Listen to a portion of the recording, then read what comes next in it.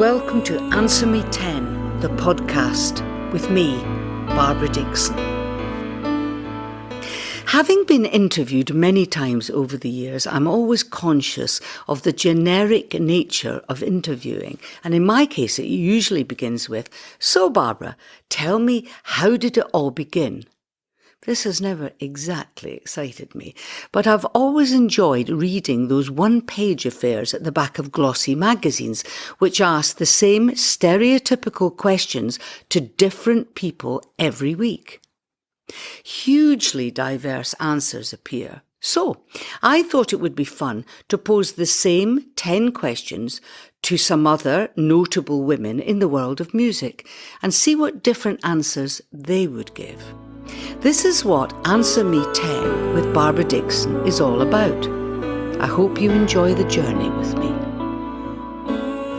Today's guest is Pakistani-born British singer-songwriter RUMER. Known for her beautifully rich voice, RUMER has become one of the UK's most successful and lauded female singers of the past decade. Her debut album, Seasons of My Soul, contained the hit single Slow and sold over 1 million copies. The follow-up, Boys Don't Cry, was a collection of songs written by some of her favourite male songwriters of the 70s and 80s and continued in its predecessor's footsteps by reaching number 3 in the album charts. After hearing her sing, Burt Bacharach invited her to perform for him, and she recorded an album of some of his most treasured songs in 2016. RUMER recently released her latest album, Nashville Tears, and will be embarking on a UK tour in 2022. Question 1. Town or country? Oh, this is a tricky one because I'm from the country, so I have a lot of love for the country. But at the moment, I would have to say town, because I do enjoy the connectivity and the feeling of never being too far away from anything. And I love that, that you bump into people or just see people doing things and rushing around. And I definitely feel right now in my life, I'm town. So the buzz, there's the buzz, you're sort of kind of describing that, aren't you, of being in town, activities, things to do, people to see. Yeah, because I spent some years in America and, I spent sort of the last 6 or 7 years in America, and it's so different when you're driving around and there isn't that sort of immediacy in the places that I was in America. And what I love about London in particular is just how immediate everything is. As soon as you walk out the door, there's just life. And I think New York is like that too, and there are other places like that. But I like that city feeling where you just feel like there's always something going on. And there's a feeling of safety and security. I feel safer when there's people around. I also agree about New York. I always say, and it's a compliment, that New York is the most European of American cities because it kind of feels, it's very buzzy, but you feel at home there. But I know what you mean about, where were you in the States other than New York? I started out in LA and then I moved to Arkansas. I moved to Northwest Arkansas, to the Ozarks. And wow, how wonderful. I know. And that was really my immersion in country life. I had a craving at that point to really live in the middle of, to immerse in nature. That really is country, isn't it? I mean, the thing about the States is everything's so big. Yeah. So there's this magisterial, it is massive landscape. So that really was serious country, wasn't it? Yeah, and it's really interesting, and the vastness was also really appealing, and how there's just miles and miles and miles and miles of wilderness, hundreds of miles of wilderness, and it's just the vastness of it is so amazing. And at that time is what I needed. I used to sitting in the studio and looking at deer just walking past the window, and then that peace, and now I'm at a period of my life where I'm really enjoying, especially after the last year of feeling sort of isolated. Everyone's been isolated, just really appreciating the immediacy of the town and town life and city life, and just feeling that sense of energy and life, you know. Question 2, meat or veg? Well, definitely veg. I mean, I'm one of these people who I really like vegetables, and I really like cooking with vegetables. There's a lot you can do. There's fantastic things you can do with vegetables, and I just think it's kinder, it's nicer. It's better for you. It's better for women as well, actually, especially cabbage and vegetables like that. Particularly very good for women, because I discovered that. What is it in cabbage that's so good for the female? What it is that cruciferous vegetables like broccoli and cabbage and Brussels sprouts and things like that, they actually contain an enzyme which actually metabolizes or gets rid of, I'm not a doctor, it basically helps get estrogen out of your system. And as we're, in an estrogen dominant society, and a lot of our bodies have too much estrogen, that can cause problems. And with women, that it's one of those vegetables actually are the best at getting rid of estrogen. Interesting. Question 3, TV, film, or books? Definitely TV, because I think this is the age of television, isn't it? This is the age of the TV series and Netflix and all these great TV series at the moment. I think we're in a sort of the age of TV, and I think everybody's really enjoying it. Do you watch, by TV, do you mean terrestrial television, or are you talking about watching sort of drama series on Netflix and the iPlayer and stuff, like almost like binge watching? A lot of people. Yeah, I think a bit of both.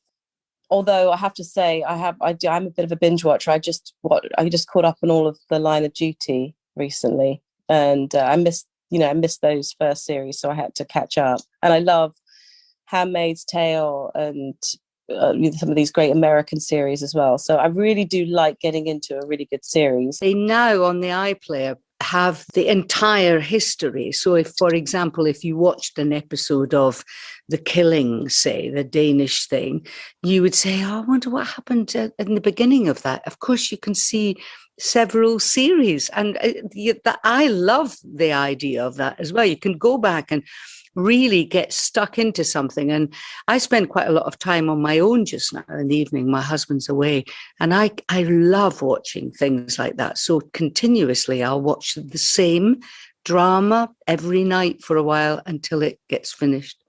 How about books? You don't read before you go to bed? No? Well, the problem is I have a toddler, and ever since I had a child, he's 4 now, the time to read has just gone out of the window. And you tend to spend your time watching children's television more than adult television, and you're in that kind of world. I know you've got children, but I know they're probably older now, but you remember what it was like when you had children. A 4-year-old is really difficult. They are dear, but my goodness, they're demanding. And yes, exactly. Children's TV is enough to put you off TV, isn't it? I have to say, I actually think that the BBC channel for TV is brilliant, and they're worth the license fee just for the TV, because they do a brilliant job. Now, I used to love watching a friend of mine. It was my children were grown up, but a friend of mine had a youngster, and we all used to sit down and watch in the night garden. And I love that. I mean, I used to fall asleep watching in the night garden. It made me fall asleep, not the child. I've got so much night garden stuff. We've got Macapaca, we've got Upsy Daisy, we've got the Ninky Nonk train, we've got the big Ninky Nonk train, the small Ninky Nonk train.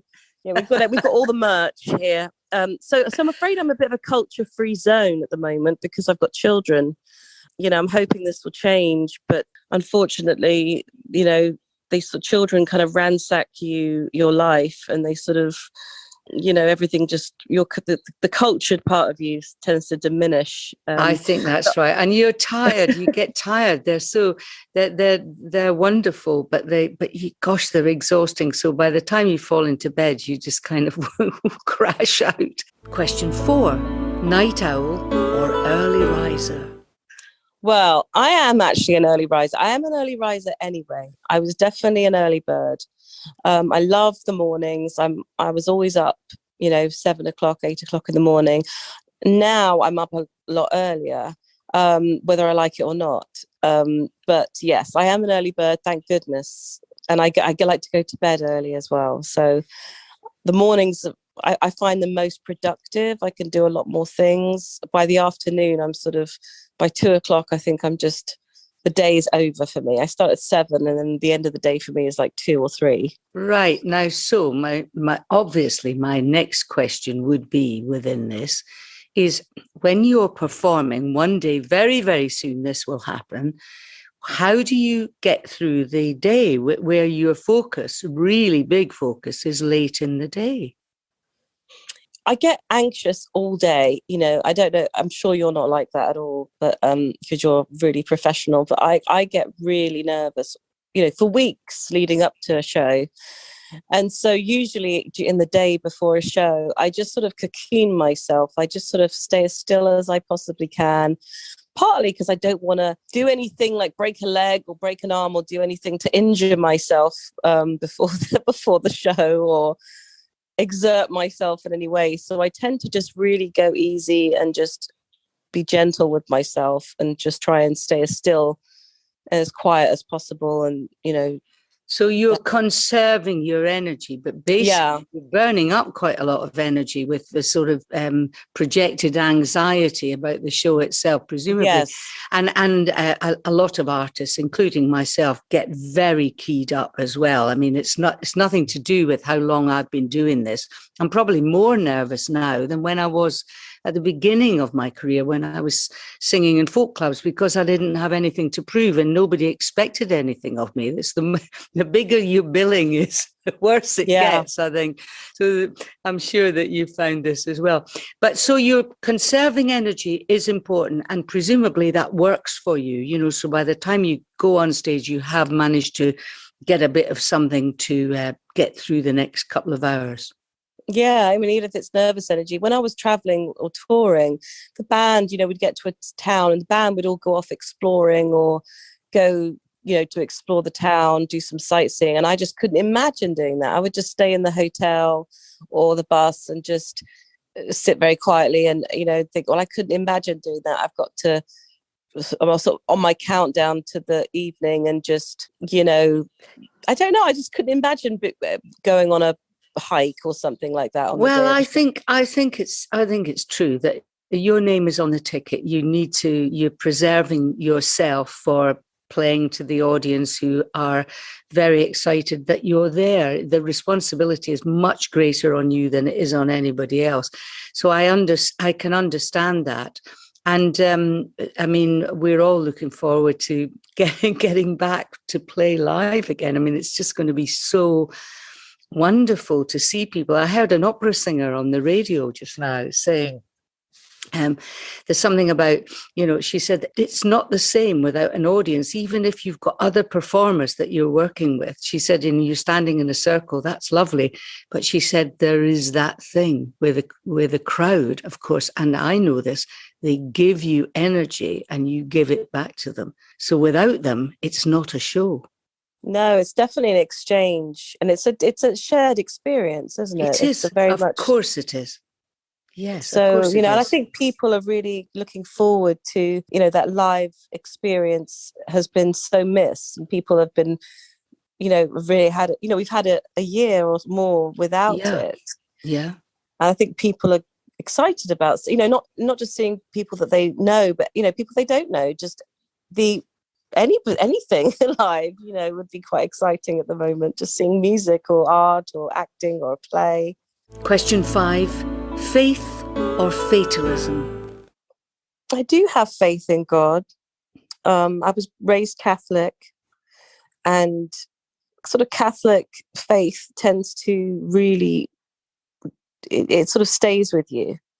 Mm-hmm. And all the imagery and all the hymns and being told straight-faced by teachers that angels are real, which I love. I love that. I love that, that we're you're standing in a school and they're talking about angels like they're absolutely real. And I love that because it made me feel that it sort of opened the door to mysticism as well. So I'm interested in all religions, and I mean, I did a dip in and out of all religions and faiths, so I'm interested in all kinds of beliefs. But I would definitely call myself a Christian. I do believe I feel very connected to Jesus. I feel very connected to, his teachings. I'm not sure about the God as a being or in a human form. I do believe that there's a consciousness, that we're part of that consciousness. The universe is part of that consciousness. And there is an incredible design of which we are a part. It is mysterious. I don't know what it is, but I do believe in the power of something. Like, I can't remember who the poet was, but I think it's Wordsworth. He said the fuse that drives the flower, that power, that energy, that force. I do believe in that. And I do believe that you can, but prayer does work and prayer is powerful. So I would probably say faith. Well, that was very succinctly put as well. And thank you for that. And it's a very strong image as I'm talking to you. I've got strong images from what you've said. So faith is real for you, and that's good. Question 6, Facebook or the phone? I would say the phone. I'm definitely somebody who likes to phone. Even with business, emails going backwards and forwards and being copied in emails. I just rather just ring and say, should we just have a chat? Because it's so much easier just to chat and just bounce ideas backwards and forwards, and you get to an awful lot quicker. It's interesting this, because some of my guests, are people who feel just as comfortable communicating through words than the hearing of the voice. But another one of my guests said it was very important to hear a person's voice. It was very much part of why she would be calling somebody, which of course could never be captured by Facebook. But I know we need social media for our work, and what a breakthrough that was when that came. It's been such a help, because my career has gone on for such a long time that I've been through all these changes. But the phone, for people you love, there's no substitute for it, is there? No, I think the phone is definitely better, but I also do appreciate Facebook. I love that, that you can check in on people, that you don't necessarily know that well, or see how they're doing, or just see how somebody you went to school with or somebody that you've known from a previous job or previous life and how they're doing, or, help with a fundraiser or something like that. I don't go on Facebook that often, because when I scroll through like my personal Facebook feed, it just feels like it's all such a cacophony, of things. Yes, I feel very similar to that. You're the first person who's used that word, but I agree with that. It could be anything from my father's just died to, exuberance, exuberation, or, tragedy. Yes. Everything's lumped together in this in this way. It's very difficult to sift through it effectively. And if you're empathic and you feel people's emotions, you're just like, oh my God, this person's, father just died. That's really sad. And then, somebody's just got a new puppy, or, it's just all in 30 seconds flat. You'll sort of just run this gauntlet of emotions. So I tend to avoid the Facebook feed, but I do really enjoy Facebook, my music Facebook, and all the people on there are wonderful, and I do enjoy posting on there and interacting with people. I find that much more pleasant than my personal Facebook, because our lives are long and have been eventful, and there's all sorts of people on there. There could be an estate agent that you work with, there could be a relative, and or people you work with from every job you've ever had in your life, all different types of people, all walks of life, all political persuasions, and everybody's got a different opinion. So people don't always like what you have to say, and you end up having to tiptoe around things. That's right. I think you've got a real wisdom when it comes to social media. You have really got that because you're able to see it for what it is, and you're not just completely diving in the deep end all the time, which I find. I mean, I don't want to dive in the deep end of it. I just kind of sit on the edge, sticking my toes in the water. Yeah. And I do some, but not that much. Question 7: shower or bath? Well, for a long time, I never had time for a bath. I think it was like 2 years. I just had, a shower really quickly. But I would say, indeed, now, I think a bath. I think a bath is definitely better. Better for your circulation. Very hot bath, even a quick one is much better for your circulation. It's good to have your processed thoughts. And So you would have a shower if you were on the run, but you yes, do appreciate the kind of, the luxurious aspect of the bath as well. Would you run aromatherapy oil into the water and sit there and breathe and think and do all that stuff? a little bit, yeah. Or listen to. I actually like listening to podcasts in the bath. Ah. That's quite nice to listen to someone rattle on in the background, have a chat, something about something interesting. But yeah, it's never a long bath. There's always too much to do. But yeah. Question 8: spring or autumn? Oh, well, this is difficult. I would say spring, because spring brings hope. And especially after, we have such long winters in England, don't we? And Scotland, Yes. I'm sure. Worse in Scotland. Yeah. Colder and darker. Yeah. Colder and darker. And it's just, February is really miserable. And then March can be quite miserable as well. And so when April comes, I mean, I don't even know where spring went to this year. I think it was late coming on this year. But when April, May comes, everybody's just so relieved. And it's just such a relief to see, the blossoms coming through and a little bit of more sunshine. And my husband always says to me that how lucky I am, because it's not by design, but I tend to go on tour February and March. In fact, next year, which is my delayed tour from 2021, I'll be on tour in March and April, which is ever so slightly later. But my husband always says to me, oh, that's so brilliant, because you're busy on those dark nights when and as you say, February is so gloomy. It is. What happens is, of course, I am busy sort of rushing around doing a sound check and stuff as it's dark, and I don't notice it. So that is really helpful. And another guest of mine says she always goes on tour in the autumn. So she is getting ready and doing all that stuff as the nights are kind of shutting down. But spring this year, as you say, has been late.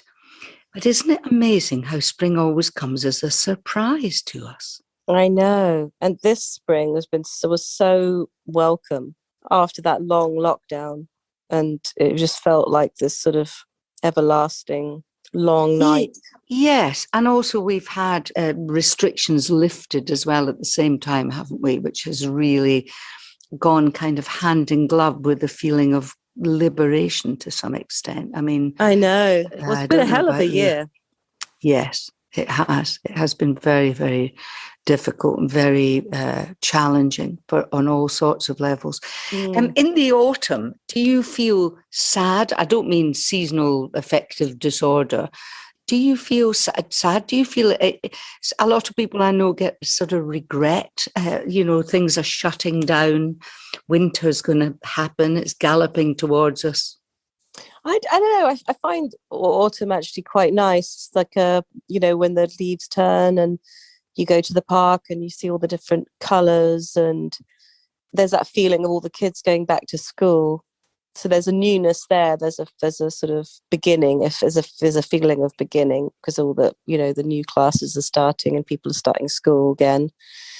Yeah, just as if and it does feel like, oh, maybe put the heating on and put a jumper on. There's a nice feeling when autumn starts. It's not the dead of winter. It's not quite the heat of summer, but there's just something nice about it. So autumn is a really nice time. My mother-in-law used to do this lovely thing where she kind of liked the beginning, the end of autumn, beginning of winter, because she closed the curtains and everybody was inside. So everybody was kind of cozy in the house. Yeah. So there was that feeling of almost being like a sheepdog and rounding up your sheep and getting them safe and sound. And there's also such a need for a winter festival. That's why Christmas is so good when it's really properly celebrated and it's not entirely sort of Mammon Fest. Because this lovely, lovely thing about presents and gathering and mulled wine and stuff like that. Yes, love Christmas. I really do like that feeling at Christmas when it starts to set in and the nights draw in. It is lovely. Every season is wonderful, I think, in its own way. Yes, and I've talked with other guests about people who live near in tropical places say that they miss having, if they're from this country, they miss these really quite profound changes in the seasons. So you're a spring girl, but you don't dislike autumn and you don't feel sad. So no, it's pretty good. That's pretty good. Question 9, dine out or take out? Well, I think, isn't everybody fed up with takeaways now? I think we are all desperate to get out. So I think dine out for sure. Now, would you get dressed up to dine out? What sort of dining out would you like to do? Are you high end or the Indian restaurant down the road? Do you know, it's my birthday coming up and I was thinking, what am I going to do? I was thinking, I'd like to just go to an Indian restaurant. I do like an Indian restaurant because I like how cozy they are and how sort of sequestered you can be in an Indian restaurant and just sort of sit in the corner, and it just feels really, it feels luxurious to me. I do like to go out to an Indian restaurant. So yes, or a Mexican restaurant when I was in America. Do you cook? I do. I love to cook. I really enjoy it. But, it goes up and down. You sometimes feel a bit like, oh, God, have I run out of ideas? And then sometimes I get really passionate about it and get really enthused about it and start reading books and learning new recipes and things. But yeah, I do enjoy cooking. Question 10, high heels or trainers? Oh, well, I would say high heels. High heels because they just give you a little bit of height, a little bit of something special. Yeah, they just make you feel like I wear high heels when I'm performing. I wear high heels, when I go out for an event or to a party. And I think it just, it's a little bit something special, but not too high, just like a medium. I was just going to ask you, what sort of high heels would they be? Would they be thin? Would they be like a sort of stiletto, or would they be a sort of thicker heel? Just like a medium, like just a small, like almost like a dancing shoe, like a shoe that just has a little bit of a heel, but nothing too high. And that's quite safe, isn't it? There are people who totter around on enormous heels, but you would say a medium, sort of 2.5-inch heel, would make you feel really special. And you use them for stage. I do. Maybe just a 1.5-inch heel would be fine. Just a little heel, nothing too. And also, I'm short. I'm quite a short girl. I'm only 5'4", 5'3.5". So it's always nice to have a little bit more height. I think that's very true. I think that's right. And certainly on stage, I think you need a heel because there's not for the line, just to get yourself, the line of your leg is much better if you can sort of get yourself up. And it's amazing how that extra couple of inches will make a difference. Would you wear trainers? I mean, we use the word trainers, but we're really talking about flatties. Would you do you run or take exercise? Would you put trainers on? Yeah, I mean, I wear trainers every day because I have a dog, so I walk. I'm always walking the dog, and I've obviously got a very active, I've got a 4-year-old boy, and so if I have to have running shoes on because I have to run after him. And he's a bit of a nutter, so he'll just run off. He'll just sprint. He'll just take off, and so I have to sprint after him. He's a runner. He's just a runner. So yeah, I have to have trainers on to keep up with him, especially on the scooter. And he's on the scooter. I'm just like, oh my God, I'm just running after the scooter. So I'm definitely in that phase right now. That's probably why if you ask me what do I prefer, high heels, I prefer high heels probably because I don't get to wear them that much anymore. I'm always in, trainers, just running around with a dog or running around with a child, basically. There's an interesting aspect to this as well. After so long with no high heels on, none of us, that there's this wonderful kind of allure that they have, even if it's just taking them out the box and going, oh, yeah. I love them. When am I going to wear them again? But we will wear our high heels again. You will go to the ballroom. And it has been such a pleasure to talk to you. I mean, really, you've no idea. I love your work, and it's just delightful that you agreed to take part in my podcast. So thank you so much for that. Oh, absolutely. It's my pleasure. I'm a fan of your work and your beautiful voice and, your whole career in music and performance. So it's an honor to be asked. Thank you. Thank you, Rumer. Lots of love. And I hope to meet you in person very soon. Yes, I hope so too. Thanks for listening to Answer Me 10 with me, Barbara Dickson. This podcast was recorded in Edinburgh in 2021 and produced and edited by Lee Noble and John Eden.